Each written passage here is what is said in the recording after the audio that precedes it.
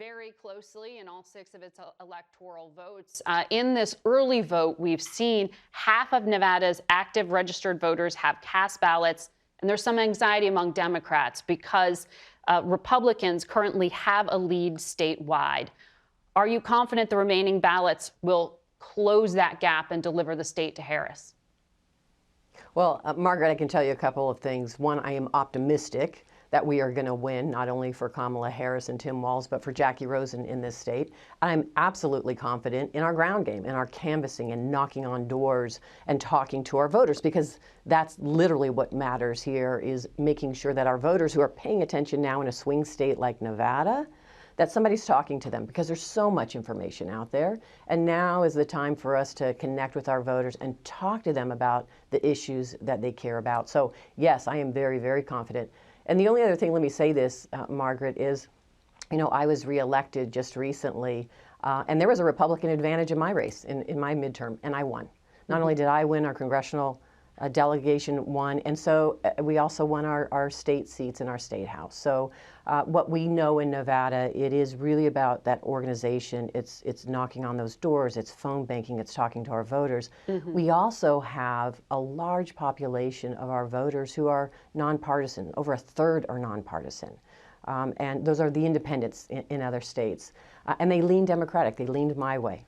And so I am very, very confident that as we are working our ground game, we're going to organize our way to victory here. You mentioned your victory in 2022. That was just by 8,000 votes. So this could be a tight one as well this time around. The Trump campaign talks about making inroads with the working class population in particular on the issue of the economy.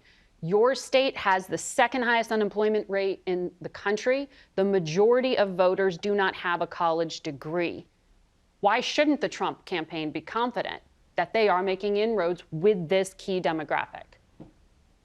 Well, a couple of things, Margaret. You talked about my tight race. They're always tight in Nevada. It's a swing state. They're always close. It's always within the margin. And that's why it is important you get out and talk to voters, and you don't take anyone for granted. And you're right, a large part of our population, our service industry, those are high school educated individuals. That's my family. They worked in this industry. And these are the individuals we want to talk to, but we also have been engaging them on the issues that matter to them.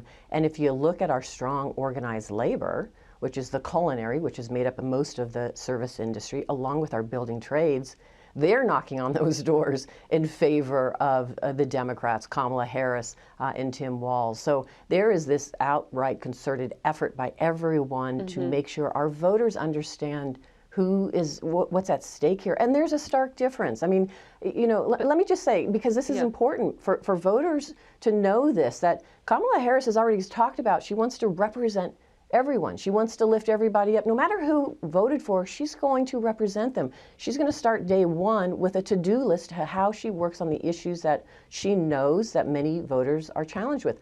Donald Trump is going to walk in the Oval Office with an enemies list. There's a difference between the two. And when you talk to voters about it, who are expecting that in Nevada, in a swing state, that makes the difference in whether or not we are going to win, and we are going to win. But does your party, we played what the